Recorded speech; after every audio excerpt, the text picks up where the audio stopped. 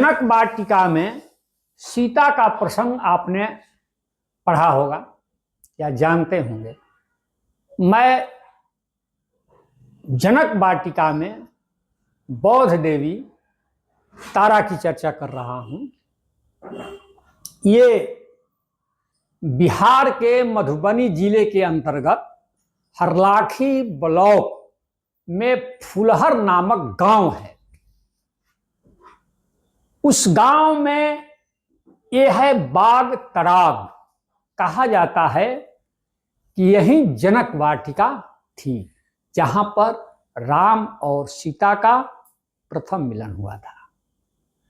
यही कारण है कि इसे सरकार रामायण सर्किट से इस स्थान को जोड़ रही है, और इस जोड़ने के दौरान ये जो बाग तड़ाग है जनक वाटिका में, तो इसका सौंदर्यीकरण चल रहा है। इसी क्रम में वहां खुदाई हुई और खुदाई में बौद्ध देवी तारा की मूर्ति मिली है। आज उसी की चर्चा।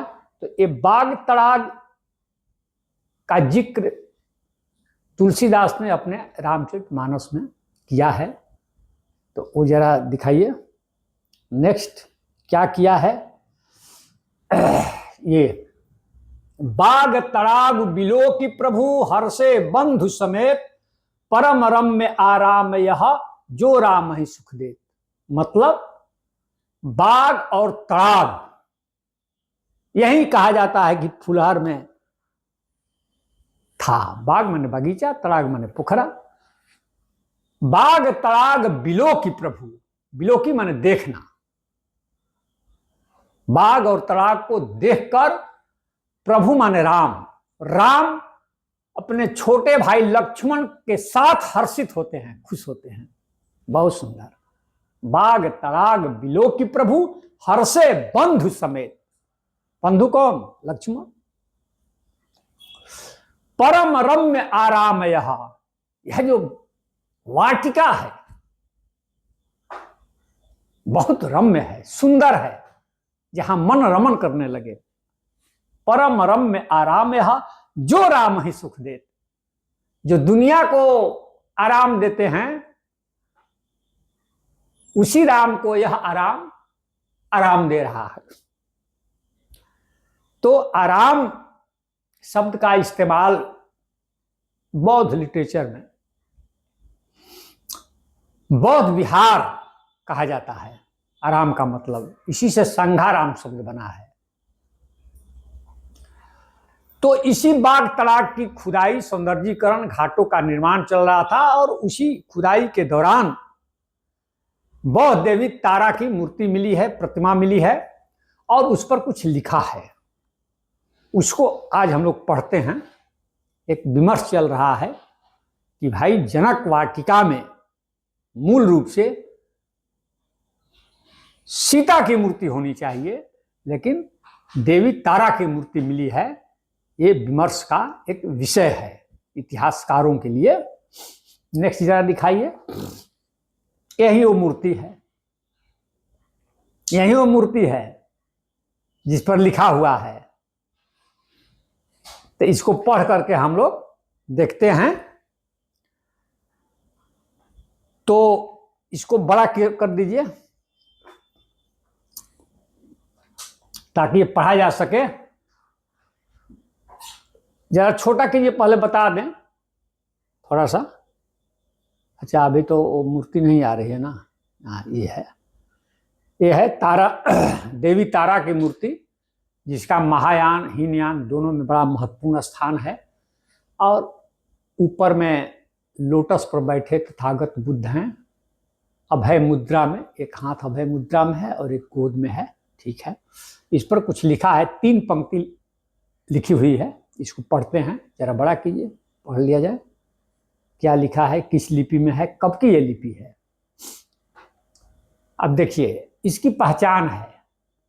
ये जो प्रतिमा विज्ञान बताता है कि यह जो मूर्ति कला है वह तय है कि पालकालीन ही है। और ये लिपि बता रही है कि ये जो लिपि है ये 11वीं 12वीं सदी की है। ये लिपि लिखा क्या है ये देखिए, यहां ये है, यह ऐसे आकार वैसे नहीं दिया जाता था, ऐसे नीचे की तरफ ये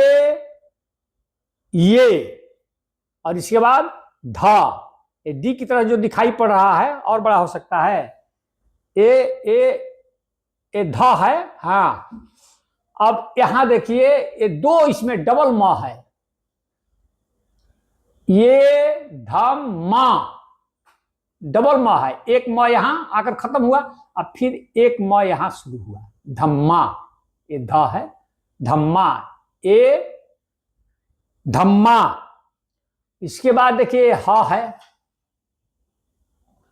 ये हा है, और इस पर ऐसे जब बन गया, एकार ऐसे नहीं ऐसे, तो ये हे हो गया।